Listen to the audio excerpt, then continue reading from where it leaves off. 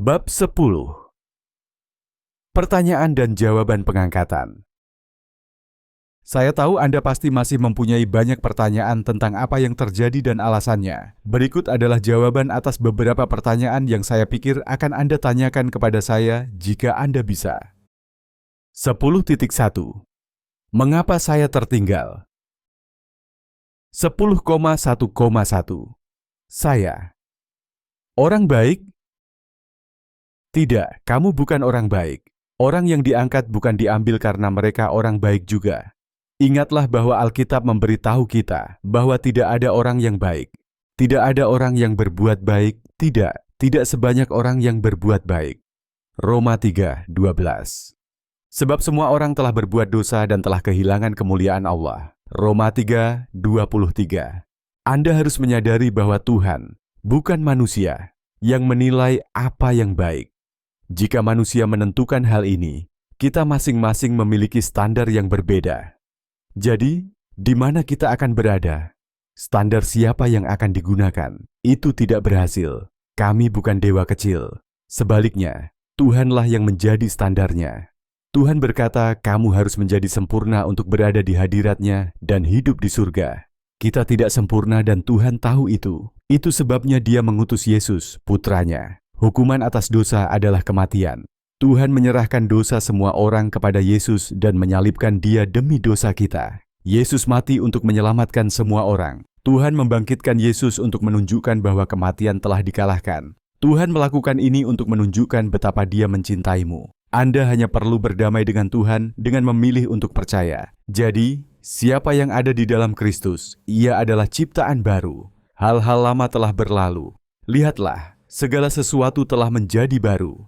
Tetapi segala sesuatunya berasal dari Allah yang mendamaikan kita dengan diri-Nya melalui Yesus Kristus dan mengaruniakan kepada kita pelayanan pendamaian. Yang benar adalah bahwa Allah di dalam Kristus mendamaikan dunia dengan diri-Nya, tidak memperhitungkan kesalahan-kesalahan mereka, dan telah mempercayakan kepada kita firman rekonsiliasi. Karena itu kami adalah duta-duta atas nama Kristus, seolah-olah Allah memohon melalui kami. Kami mohon atas nama Kristus, berdamailah dengan Allah.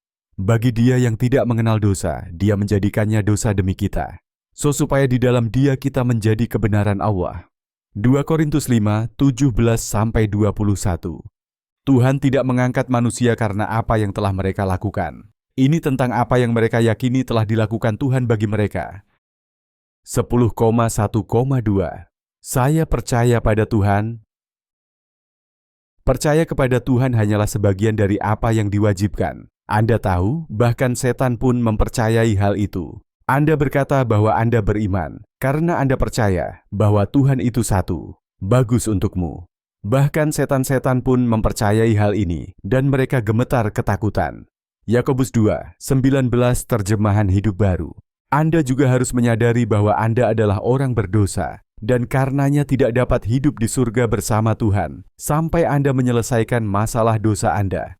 Tetapi kesalahan-kesalahanmu telah memisahkan kamu dan Tuhanmu, dan dosa-dosamu telah menyembunyikan wajah-Nya darimu. Yesaya 59:2. Anda harus percaya bahwa Tuhan mengutus putranya Yesus untuk mati demi dosa-dosa Anda. Itulah satu-satunya jalan menuju surga. Melalui Yesus, jangan biarkan hatimu gelisah. Bertuhan. Percayalah juga padaku. Yesus berkata kepadanya, Akulah jalan, kebenaran, dan hidup. Tidak ada seorang pun yang datang kepada Bapa, kecuali melalui aku. Yohanes 14:1-6. 10,1,3. Saya dibesarkan dalam rumah tangga Kristen. Menjadi orang percaya mengharuskan Anda membuat keputusan pribadi tentang Yesus. Orang lain tidak dapat mengambil keputusan itu untuk Anda. Hal terbaik yang dapat dilakukan orang lain untuk membantu Anda menjadi orang beriman adalah dengan mendoakan Anda. Dengan mendoakan Anda, mereka meminta Tuhan membantu Anda mengenal Dia dan apa yang Yesus lakukan untuk Anda. Anda bertanggung jawab kepada Tuhan atas dosa Anda sendiri. Tidak ada orang lain yang seperti itu. Tuhan memerintahkan, firman-Nya, janganlah ayah dibunuh karena anaknya, dan jangan pula anak dibunuh karena bapaknya. Tetapi setiap orang akan mati karena dosanya sendiri. Raja. Kedua 14:6. Sebab ada tertulis, Demi Aku yang hidup, demikianlah firman Tuhan, semua lutut akan bertelut kepadaku. Setiap lidah akan mengaku kepada Tuhan.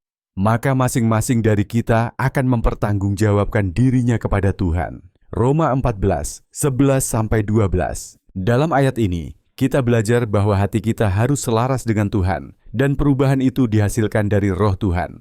Itulah Roh Kudus yang diterima orang percaya ketika mereka beriman kepada Yesus.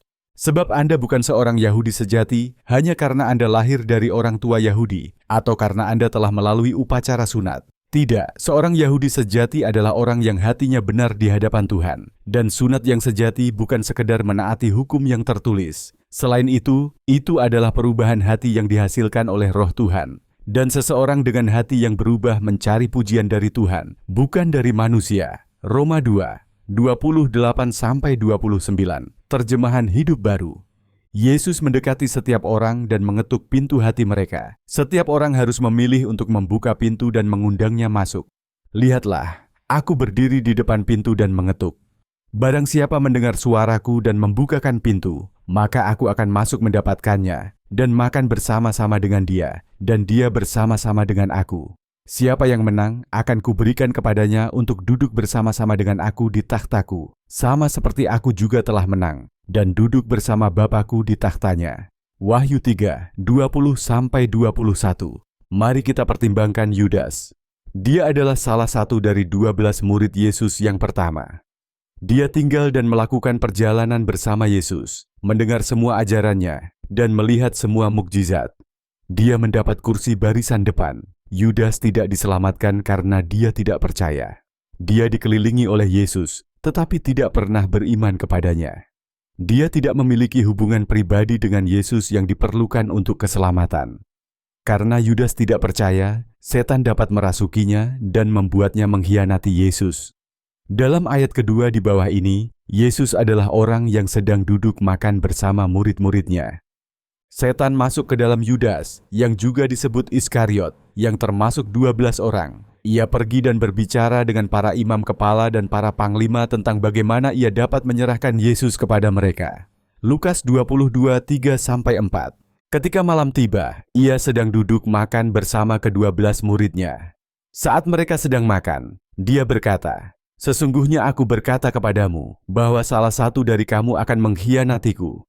Anak manusia berjalan sesuai dengan apa yang ada tertulis tentang dia, tetapi celakalah orang yang mengkhianati anak manusia.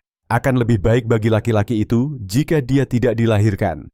Yudas yang mengkhianatinya menjawab, "Bukan aku kan, Rabi?" Dia berkata kepadanya, "Kamu yang mengatakannya." Matius 26, 20-21, 24-25. Yesus memberitahu murid-muridnya bahwa lebih baik bagi pengkhianatnya jika dia tidak pernah dilahirkan. Itu karena meskipun Yudas tumbuh bersama Yesus, dia tidak percaya kepada Yesus. Jadi kediaman abadinya adalah lautan api.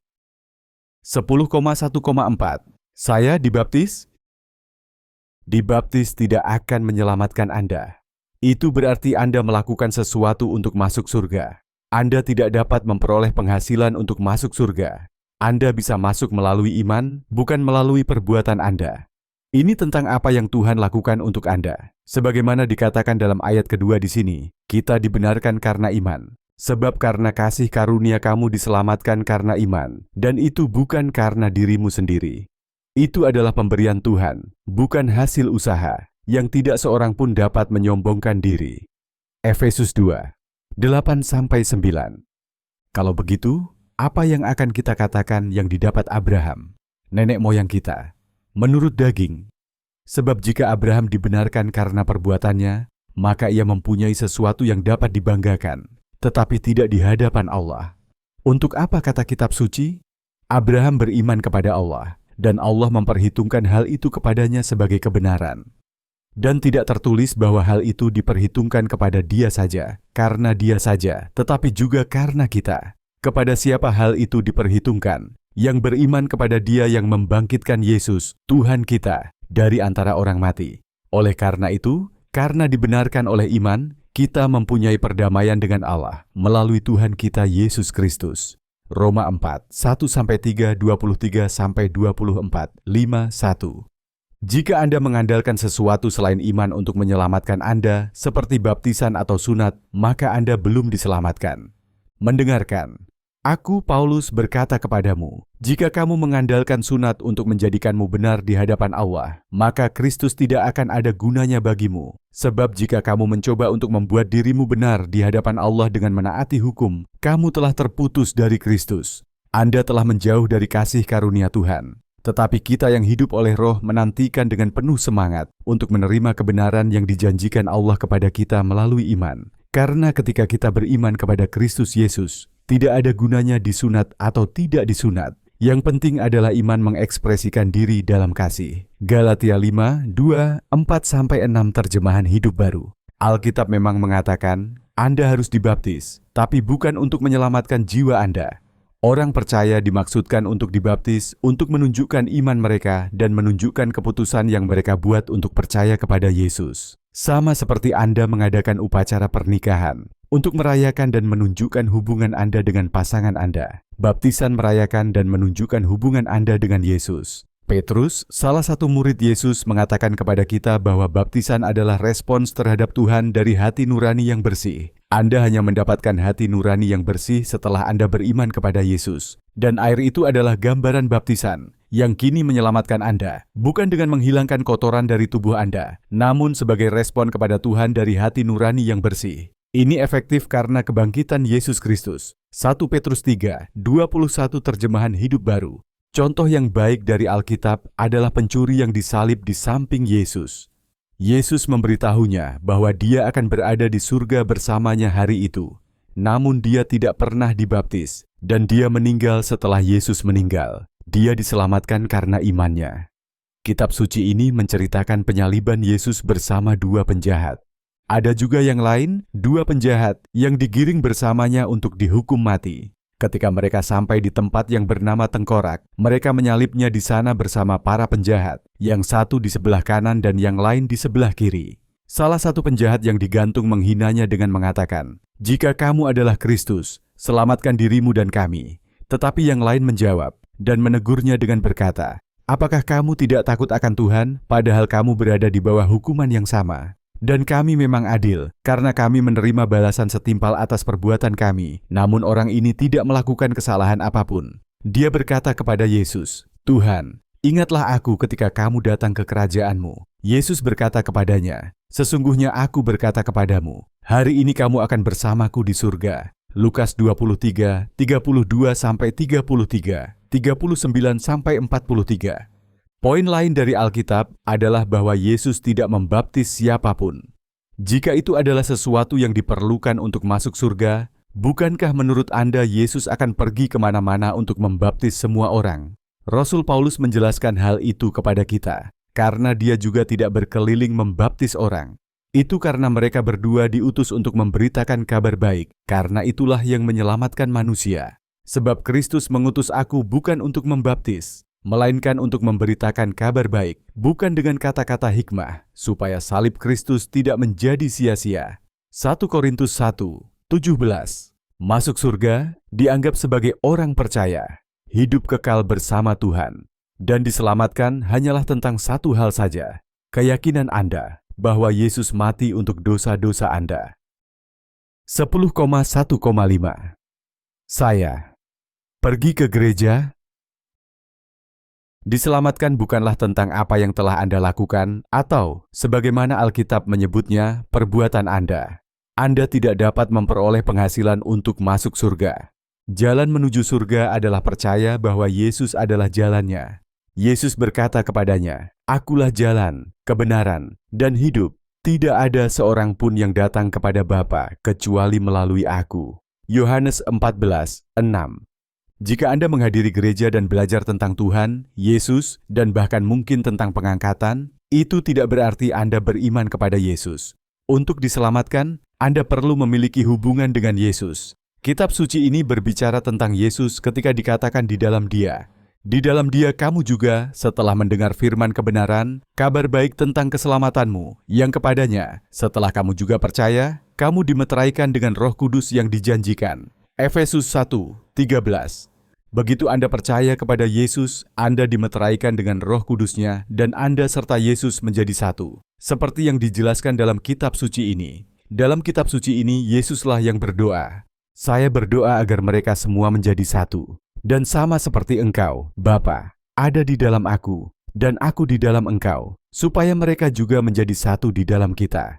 Semoga dunia percaya bahwa kamu mengutus aku. Kemuliaan yang telah Engkau berikan kepadaku, telah kuberikan kepada mereka. Tetapi mereka mungkin satu, sama seperti kita adalah satu. Saya di dalamnya, dan kamu di dalam aku, agar keduanya disempurnakan menjadi satu. Tagar dunia tahu bahwa kamu mengutus aku dan mengasihi mereka, sama seperti kamu mengasihi aku. Yohanes 17, 21-23.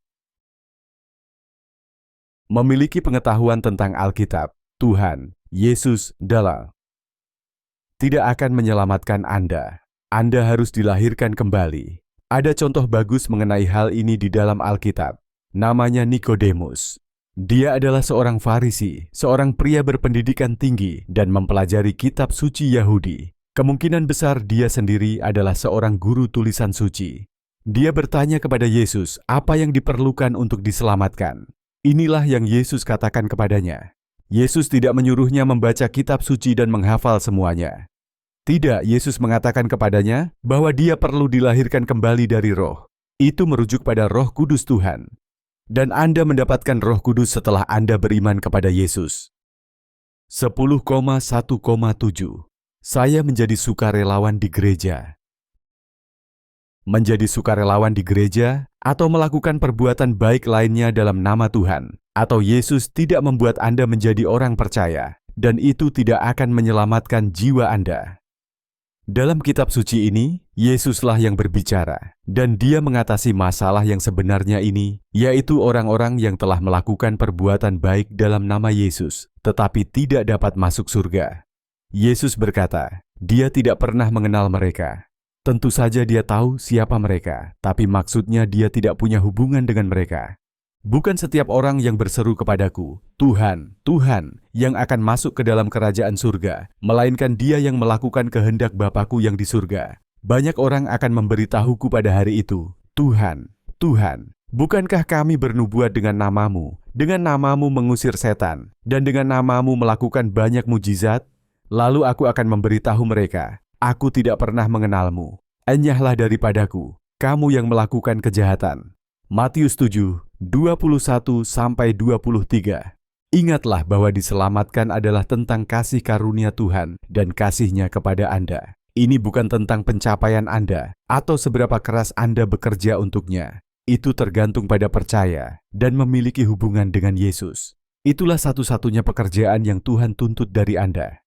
Apakah kamu percaya kepada Yesus? Yesus berkata kepada mereka, inilah satu-satunya pekerjaan yang Tuhan inginkan darimu. Percayalah pada pekerjaan yang diutus-Nya. Yohanes 6, 29 terjemahan hidup baru. Maka kamu akan dianggap bertakwa karena kamu beriman. Bagi orang yang bekerja, upahnya tidak dihitung sebagai anugerah, melainkan sebagai sesuatu yang harus dibayar. Tetapi siapa yang tidak bekerja, tetapi percaya kepada Dia yang membenarkan orang fasik, maka imannya diperhitungkan menjadi kebenaran. Roma 4, 4-5. 10,1,8. Saya memberikan uang untuk pekerjaan Tuhan. Memberikan uang kepada gereja atau organisasi lain yang melakukan pekerjaan Tuhan tidak akan membawa Anda ke surga. Anda tidak dapat membeli atau mendapatkan uang untuk masuk ke dalam hadirat Tuhan. Dalam kedua kitab suci ini, Yesuslah yang berbicara kepada orang Farisi. Mereka juga memberi uang, tapi mereka mengabaikan hal yang paling penting, iman. Celakalah kamu, hai ahli-ahli Taurat dan orang-orang Farisi, hai kamu orang-orang munafik. Sebab kamu memberikan persepuluhan dari daun mint, adas manis, dan jinten, dan kamu telah mengabaikan perkara-perkara yang lebih penting dalam hukum Taurat, keadilan, belas kasihan, dan iman. Namun Anda seharusnya melakukan hal-hal ini, dan tidak membiarkan hal lainnya terbengkalai. Matius 23, 23.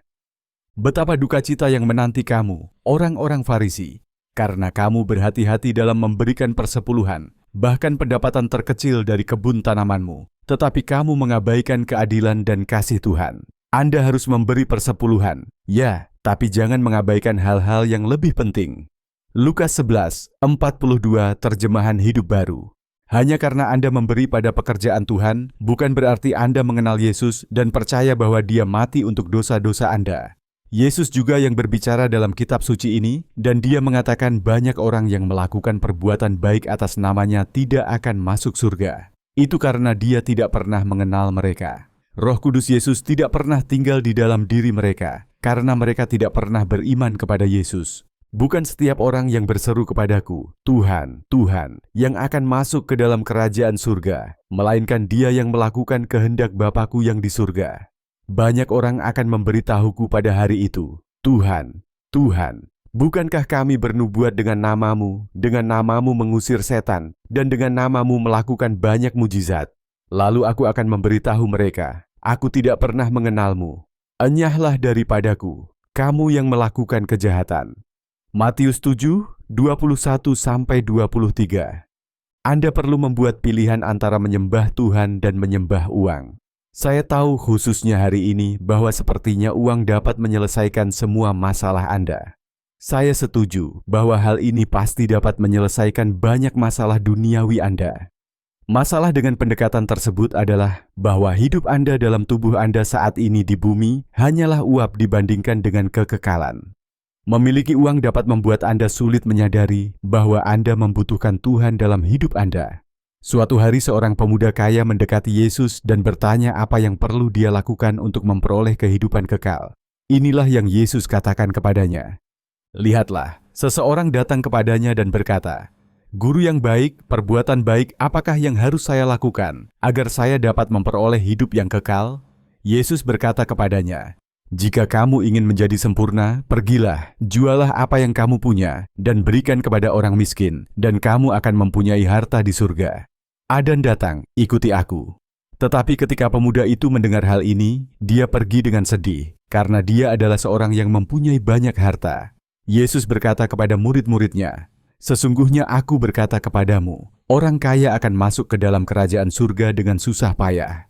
Matius 19:16, 21-23. Yesus menyuruh dia untuk menjual semua hartanya, memberikannya kepada orang miskin, dan kemudian datang dan mengikuti dia. Yesus ingin melihat siapa atau apa yang paling dia kasihi. Sejak orang kaya itu pergi dengan sedih, nampaknya dia lebih mencintai barang-barangnya daripada Yesus. Ini karena tidak mungkin menyembah Tuhan dan uang secara bersamaan. Itu salah satunya. Dalam ayat ini mamon berarti uang atau harta. Menyerahlah kepada Tuhan, dan Dia akan memenuhi kebutuhan Anda. Ingatlah bahwa satu-satunya hal yang Allah tuntut dari Anda untuk diselamatkan adalah Anda percaya kepada Yesus.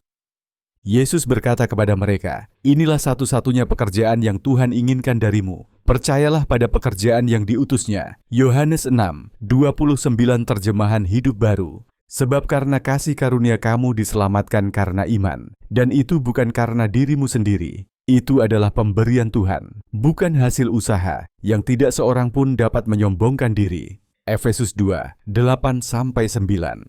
Ketika Anda memutuskan untuk percaya kepada Yesus, maka uang yang Anda sumbangkan untuk pekerjaan Tuhan tidak akan sia-sia. Anda akan memberi dari hati yang bersih dan telah dibasuh oleh Roh Kudus. Anda akan menimbun harta di surga. Janganlah kamu menimbun harta di bumi yang dirusak oleh ngengat dan karat, dan di mana pencuri menerobos masuk dan mencurinya.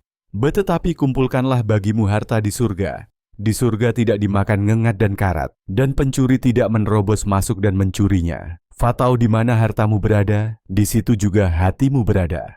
Matius 6:19-21. 10.2. Mengapa orang-orang ini diangkat? 10,2,1. Orang yang tidak terlihat seperti orang Kristen.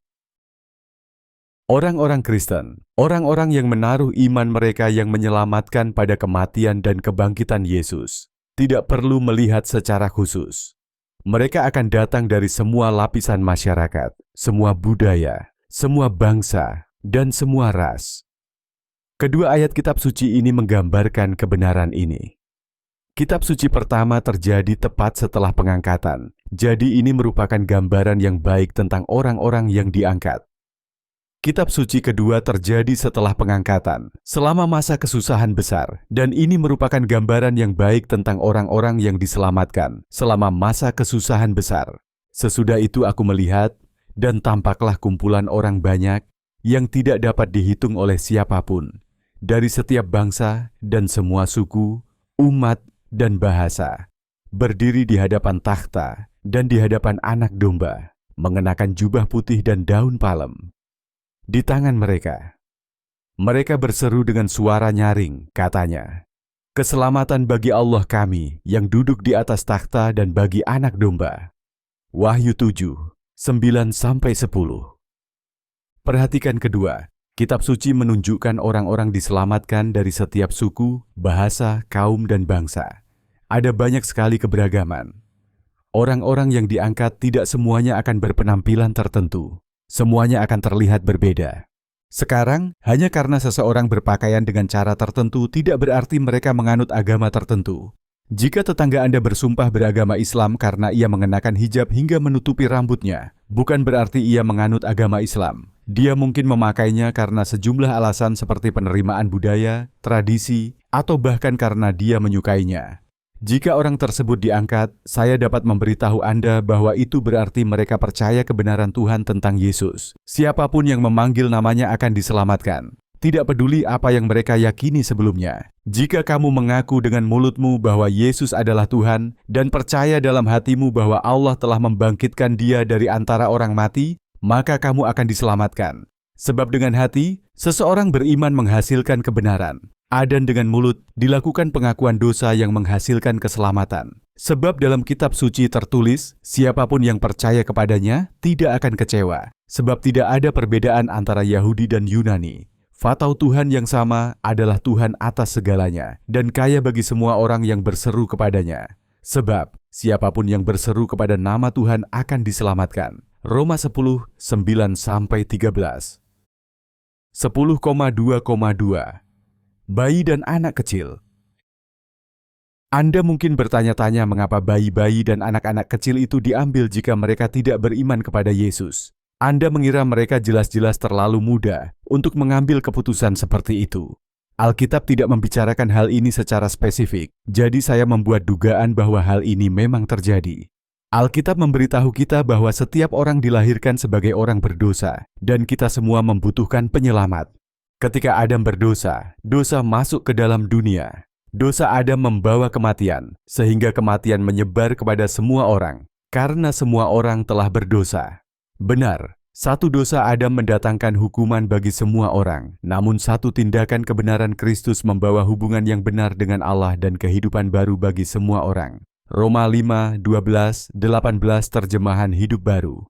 Namun, saya yakin ada zaman di mana Yesus meminta pertanggungjawaban kita dalam memahami Injil. Usia tersebut kemungkinan besar berbeda untuk setiap orang berdasarkan cara Tuhan menciptakan kita secara unik. Jika bayi dan anak kecil diangkat, itu karena Allah tidak menganggap mereka bertanggung jawab dalam memahami Injil. Mari kita perhatikan apa yang Alkitab katakan mengenai anak-anak. Anak pertama Raja Daud meninggal tak lama setelah dilahirkan. Kita mengetahui bahwa dia mengetahui anak itu bersama Tuhan di surga, karena dia yakin bahwa dia akan bertemu dengannya lagi. Bayi kecil ini tidak bertanggung jawab atas kepercayaan atau imannya. Tetapi ketika Daud melihat hamba-hambanya sedang berbisik-bisik, Daud mengetahui bahwa anak itu sudah mati. Dan Daud berkata kepada hamba-hambanya, "Apakah anak itu sudah mati?" Mereka berkata, "Dia sudah mati." Kemudian Daud bangkit dari tanah, lalu mandi, lalu mengurapi dirinya, dan mengganti pakaiannya. Dan dia datang ke rumah Tuhan dan menyembah. Kemudian dia datang ke rumahnya sendiri. Dan ketika dia meminta, mereka menyajikan roti di hadapannya dan dia makan. Kemudian hamba-hambanya berkata kepadanya, "Apa yang telah kamu lakukan ini? Kamu berpuasa dan menangisi anak itu ketika dia masih hidup. Tetapi ketika anak itu mati, kamu bangun dan makan roti." Beliau menjawab, "Ketika anak itu masih hidup, aku berpuasa dan menangis." Fatau aku berkata, "Siapa yang tahu kalau Tuhan tidak akan mengasihani aku, sehingga anak itu bisa hidup? Tapi sekarang dia sudah meninggal. Kenapa saya harus berpuasa? Bisakah aku membawanya kembali lagi? Aku akan pergi menemuinya, tapi dia tidak akan kembali padaku." Kedua Samuel 12, 19-23. Di dalam Alkitab, kita juga mengetahui bahwa Tuhan memiliki buku kehidupan yang di dalamnya Dia menuliskan nama setiap orang. Matamu melihat tubuhku. Di dalam bukumu semuanya tertulis, hari-hari yang telah ditetapkan bagiku, padahal belum ada satupun hari itu. Mazmur 139, 16.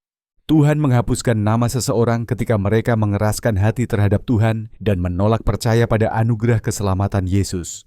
Dalam kitab suci pertama, Yesus berbicara, dan kitab suci yang terakhir ditulis oleh Raja Daud. Siapa yang menang akan mengenakan pakaian putih, dan aku sama sekali tidak akan menghapus namanya dari buku kehidupan, dan aku akan mengakui namanya di hadapan Bapa-Ku dan di hadapan para malaikatnya. Wahyu 3, 5. Musa kembali kepada Tuhan dan berkata, "Oh, bangsa ini telah melakukan dosa besar dan menjadikan diri mereka dewa-dewa dari emas.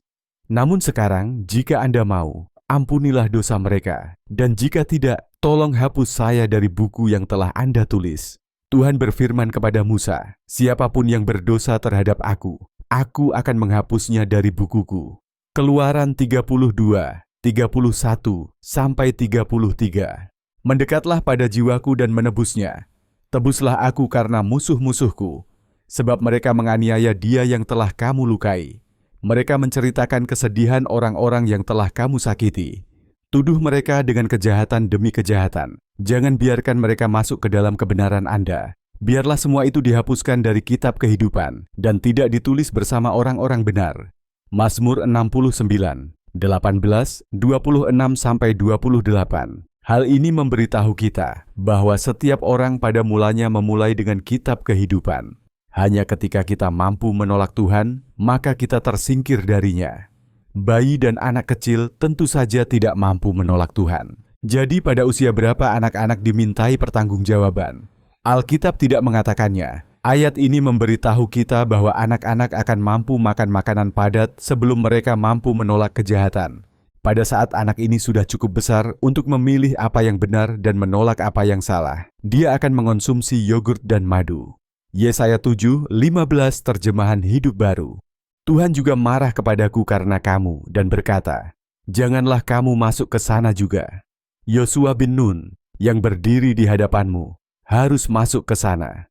Doronglah dia, karena dialah yang akan membuat Israel mewarisinya. Terlebih lagi anak-anak kecilmu yang kamu katakan akan ditangkap atau dibunuh. Anak-anakmu yang saat ini tidak memiliki pengetahuan tentang yang baik atau yang jahat akan masuk ke sana. Aku akan memberikannya kepada mereka dan mereka akan memilikinya. Ulangan 1, 37-39. Kemudian pada masa pelayanan Yesus, Ia menyuruh kami untuk membiarkan anak-anak kecil datang kepadanya, karena surga adalah milik mereka. Namun Yesus berkata, "Izinkanlah anak-anak kecil itu, dan jangan larang mereka datang kepadaku." Fatau kerajaan surga adalah milik orang-orang seperti ini. Matius 19, 14. Terhiburlah mengetahui bahwa setiap anak kecil yang hilang selama pengangkatan, kini berada bersama Bapa Surgawi kita. 10,2,3. Orang yang jelas-jelas jahat. Anda mungkin sulit mempercayai bahwa Tuhan hanya mengambil orang-orang Kristen pada saat pengangkatan karena para penjahat, pembunuh, pemerkosa, dan sebagainya, termasuk di antara mereka yang hilang. Jadi mengapa Tuhan mengambil mereka? Atau apa yang sebenarnya terjadi? Itu bukan pengangkatan yang dilakukan Tuhan. Tuhan mengambil atau mengangkat semua orang yang beriman keselamatan kepada Yesus. Itu berarti mereka percaya Tuhan mengutus Yesus, putranya, ke bumi untuk mati karena dosa-dosa mereka, dan kemudian Tuhan membangkitkan dia dari kematian. Yesus mati untuk dosa semua orang dan untuk semua dosa. Itu termasuk dosa para penjahat, pembunuh, pemerkosa, apa saja. Tidak ada dosa yang terlalu besar untuk diatasi Yesus. Tidak ada seorang pun, tidak peduli apapun yang telah mereka lakukan, yang berada di luar anugerah keselamatan Yesus. Tuhan mengasihi semua orang dan mengutus Yesus untuk mati bagi semua orang. Rasul Paulus menjelaskan hal ini kepada kita. Dia menyebutkan segala macam orang berdosa, dan kemudian mengatakan hal yang paling penting. Beberapa di antara Anda adalah orang-orang berdosa, tetapi Anda dibenarkan dalam nama Tuhan Yesus. Paulus bahkan mengatakan bahwa dia adalah orang yang paling berdosa. dan dia tahu bahwa Yesus juga mati untuknya. Atau tahukah Anda bahwa orang yang tidak benar tidak akan mendapat bagian dalam kerajaan Allah? Jangan tertipu. Baik orang yang melakukan perbuatan cabul maupun penyembah berhala, atau pezina, atau pelacur laki-laki, atau kaum homoseksual, atau pencuri, atau orang yang tamak, atau pemabuk, atau pemfitnah, atau pemeras, tidak akan mewarisi kerajaan Allah. Beberapa di antara kamu memang demikian, tetapi kamu telah dimandikan, namun kamu telah dikuduskan, tetapi kamu telah dibenarkan dalam nama Tuhan Yesus dan dalam roh Allah kita. 1 Korintus 6, 9-11. Padahal saya dulunya adalah penghujat, penganiaya, dan kurang ajar. Namun, aku mendapat belas kasihan, karena aku melakukannya dengan tidak tahu apa-apa dan tidak beriman. Kasih karunia Tuhan kita berlimpah-melimpah dengan iman dan kasih yang ada di dalam Kristus Yesus. Pepatah ini benar dan patut diterima sepenuhnya, yaitu bahwa Kristus Yesus datang ke dunia untuk menyelamatkan orang-orang berdosa, dan di antara mereka akulah yang paling berdosa. 1 Timotius 1, 13-15. Jika Tuhan mengangkat seseorang yang dicap sebagai penjahat, pembunuh, atau semacamnya, maka seperti Rasul Paulus, mereka pun dulunya seperti itu. Mereka mengenal Yesus dan percaya bahwa Dia mati karena dosa-dosa mereka. 10,2,4.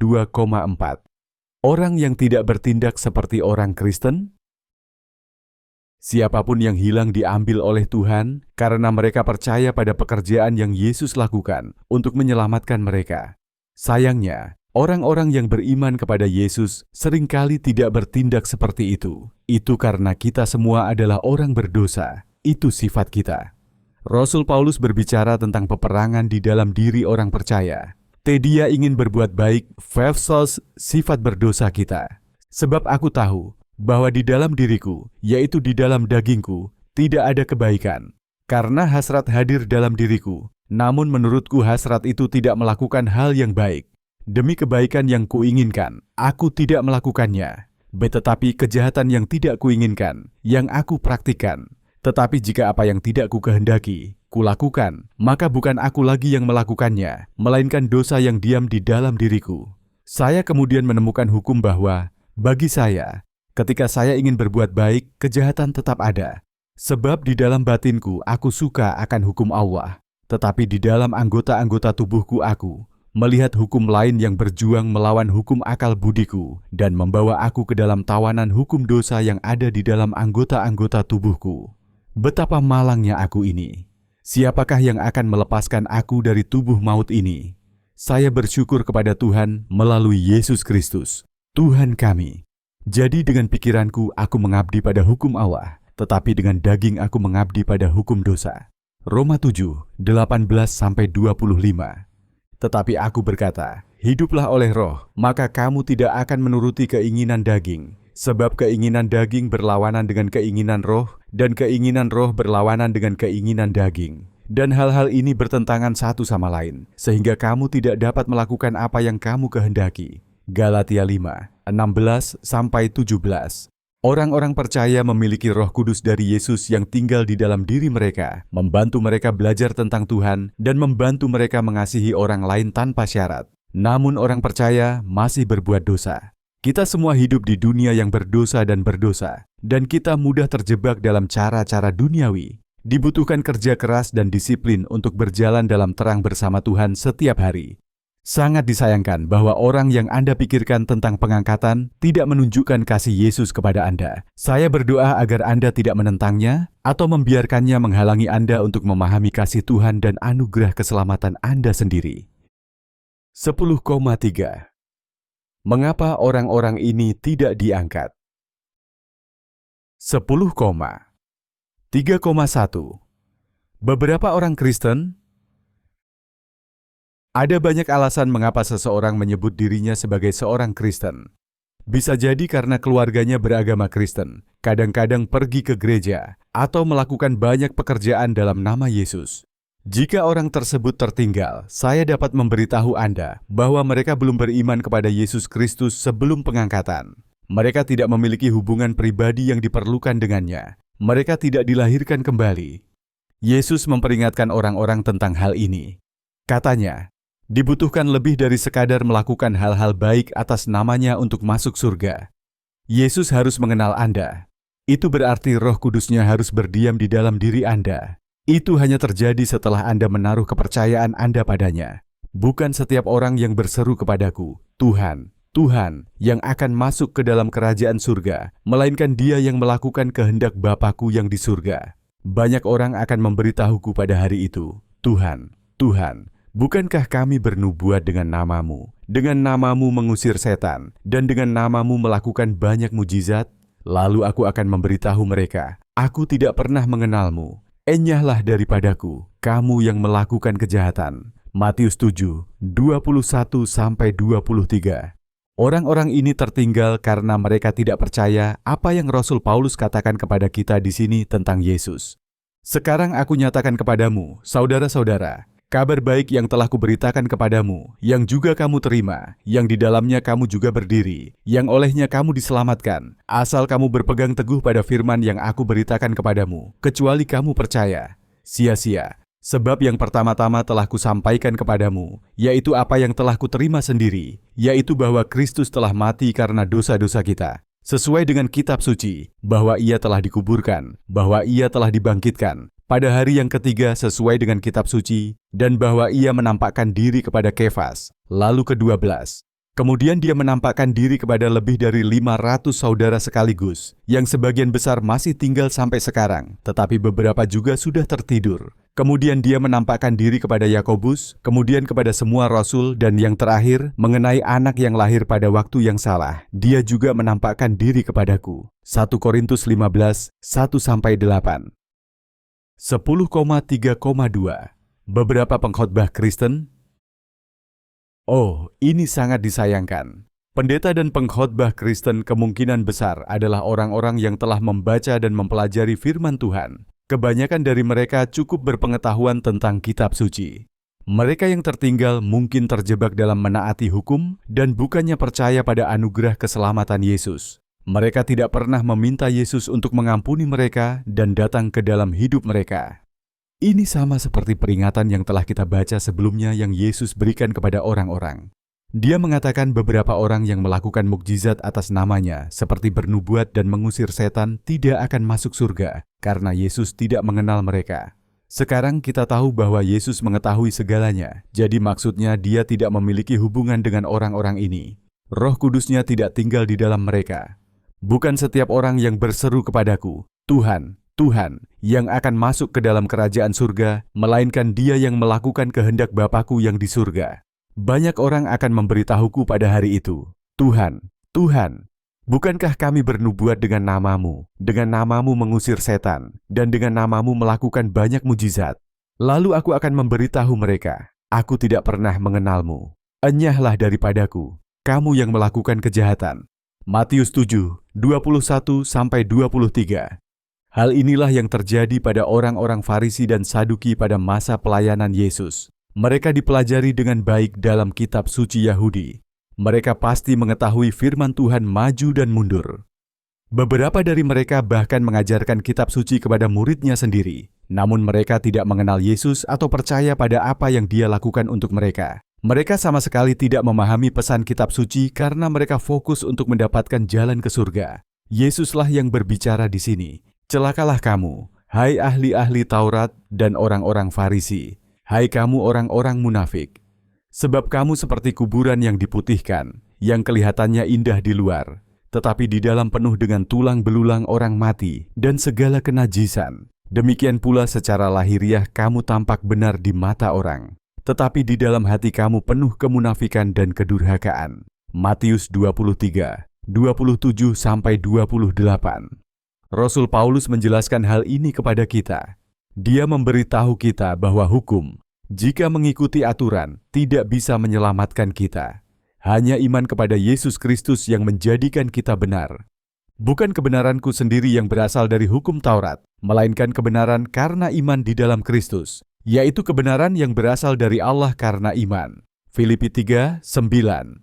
Sebab apa yang tidak dapat dilakukan oleh hukum Taurat, karena hukum itu lemah oleh daging, dilakukan oleh Allah dengan mengutus anaknya sendiri yang serupa dengan daging yang dikuasai dosa, dan untuk menebus dosa, ia mengutuk dosa dalam daging.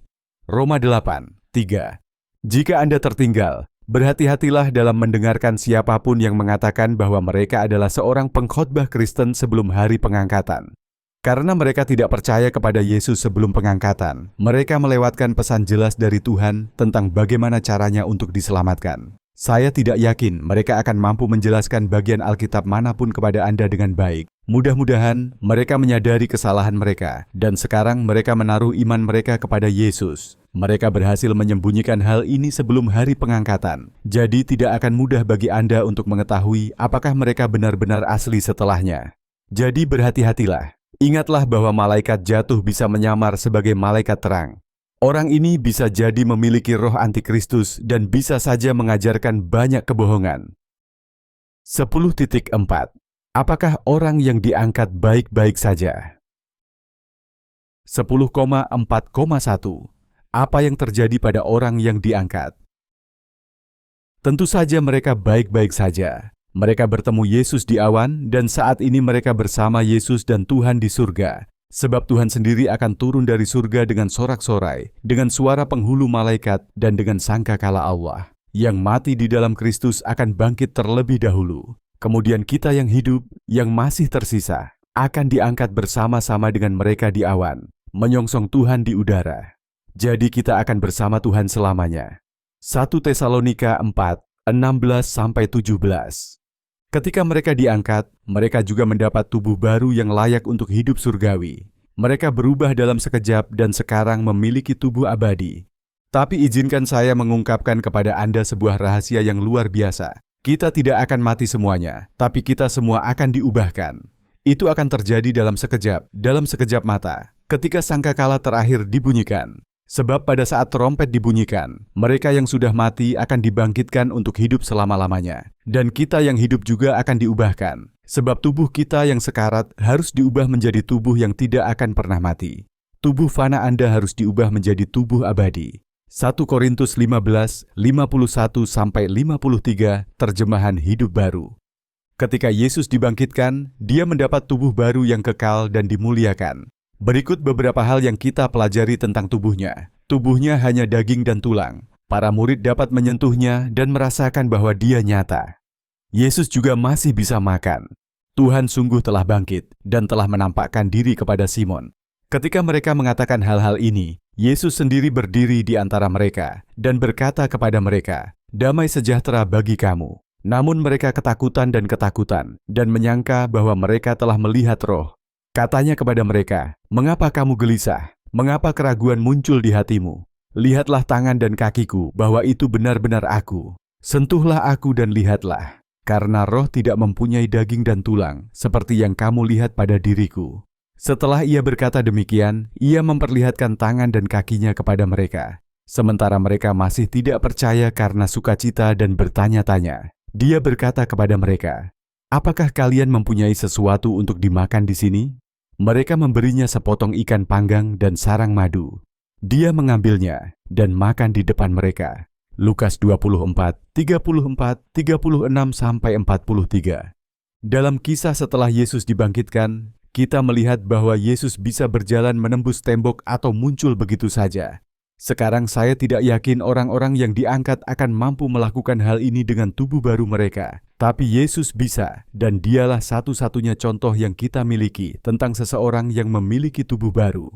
Maka ketika hari sudah malam pada hari pertama minggu itu, ketika pintu-pintu tempat murid-murid Yesus berkumpul terkunci karena mereka takut kepada orang-orang Yahudi, datanglah Yesus dan berdiri di tengah-tengah mereka dan berkata, "Damai sejahtera bagi kamu." Yohanes 20:19. 10,4,2. Di manakah orang-orang yang diangkat dan apa yang mereka lakukan? Orang-orang yang diangkat saat ini berada di surga bersama Tuhan dan Yesus. Alkitab memberitahu kita ada beberapa peristiwa yang terjadi pada mereka segera setelah pengangkatan. Penghakiman kursi bema dan pesta pernikahan. Salah satu peristiwa pertama yang menimpa mereka di surga adalah penghakiman takhta bema. Ini adalah saat yang penuh penghargaan. Alkitab memberitahu kita bahwa kita semua akan dihakimi atas apa yang telah kita lakukan di bumi. Bagi mereka yang beriman kepada Yesus, tidak ada penghakiman atas dosa karena Yesus menanggungnya sendiri. Sebaliknya, ada penilaian atas perbuatan di mana harta dan mahkota dapat diperoleh. Di bawah ini, Anda akan melihat mahkota yang diperoleh beberapa orang yang diangkat, yaitu mahkota kebenaran. Mulai sekarang, mahkota kebenaran disimpan untukku, yang akan diberikan kepadaku oleh Tuhan, Hakim yang adil, pada hari itu.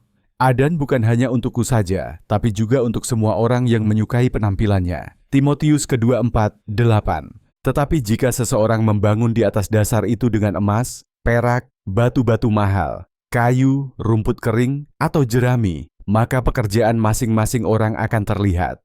Sebab hari itu akan mengumumkannya, karena hal itu terungkap dalam api. Dan api itu sendiri akan menguji pekerjaan macam apa yang dilakukan setiap orang.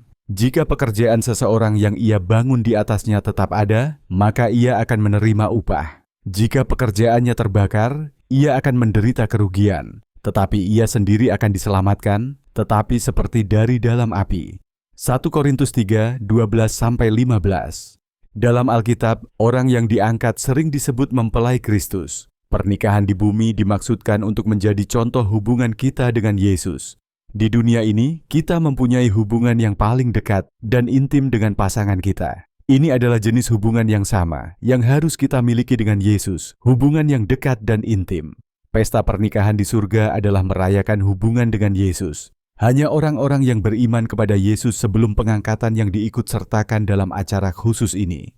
Dalam kitab suci kedua di bawah ini, anak domba mengacu pada Yesus dan istrinya adalah orang-orang percaya yang diangkat atau dibangkitkan pada saat pengangkatan. Sebab aku mengawinkan kamu dengan satu suami, supaya aku dapat mempersembahkan kamu sebagai perawan murni kepada Kristus. 2 Korintus 11:2. Marilah kita bersukacita dan bergembira, dan mari kita memuliakan Dia.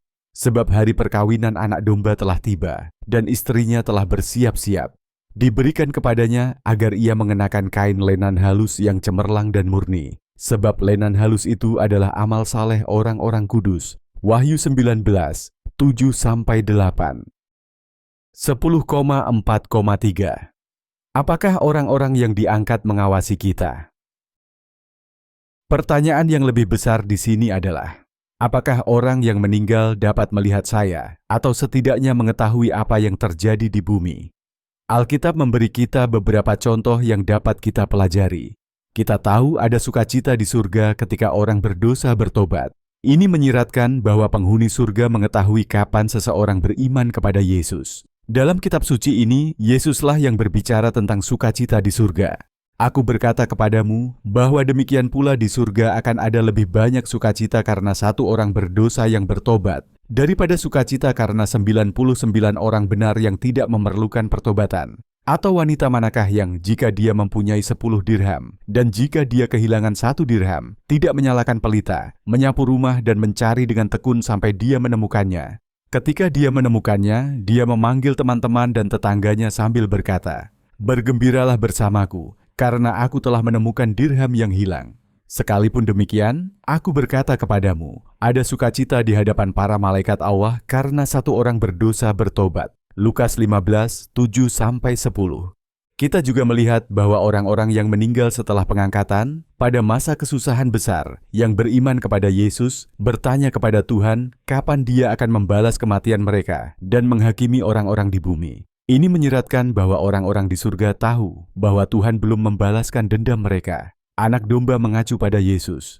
Ketika Dia membuka meterai yang kelima, saya melihat di bawah mezbah jiwa-jiwa mereka yang telah dibunuh demi firman Allah dan demi kesaksian anak domba yang mereka miliki. Mereka berseru dengan suara nyaring sambil berkata, "Berapa lama lagi, ya Tuhan, yang suci dan benar, sampai Engkau menghakimi dan membalaskan darah kami kepada mereka yang diam di bumi?" Wahyu 6:9-10. Dalam contoh lain, kita melihat seluruh penduduk surga bersukacita atas kehancuran kota Babel sesaat sebelum kedatangan Yesus yang kedua kali. Pelacur hebat adalah referensi ke kota itu. Ini memberitahu kita bahwa setiap orang di surga mengetahui beberapa peristiwa yang terjadi di bumi. Contoh terakhir yang akan saya berikan adalah percakapan antara Raja Saul dan Nabi Tuhan yang sudah meninggal, Samuel. Raja Saul telah memberontak melawan Tuhan dan tidak mendapatkan jawaban dari Tuhan melalui para nabi atau mimpinya. Jadi dia menemukan seorang paranormal yang dia gunakan untuk berkomunikasi dengan orang mati. Ya, dia benar-benar melakukan itu.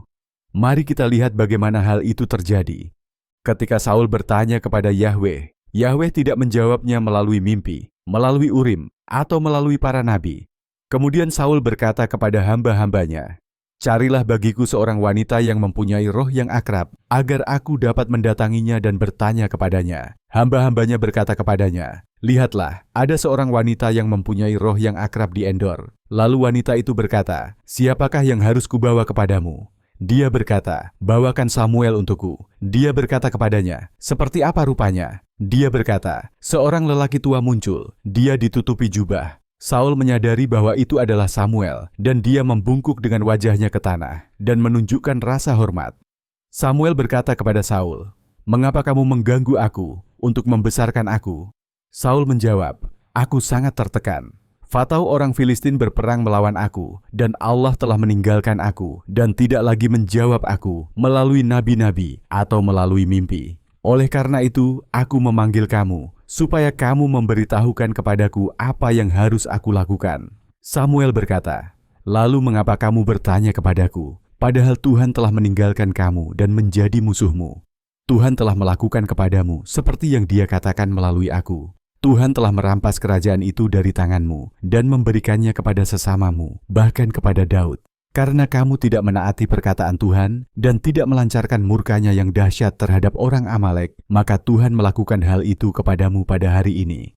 Terlebih lagi, Tuhan akan menyerahkan Israel bersamamu ke tangan orang Filistin. Dan besok kamu dan anak-anakmu akan bersamaku. Tuhan juga akan menyerahkan tentara Israel ke tangan orang Filistin." 1 Samuel 28, 6-7, 11, 14-19.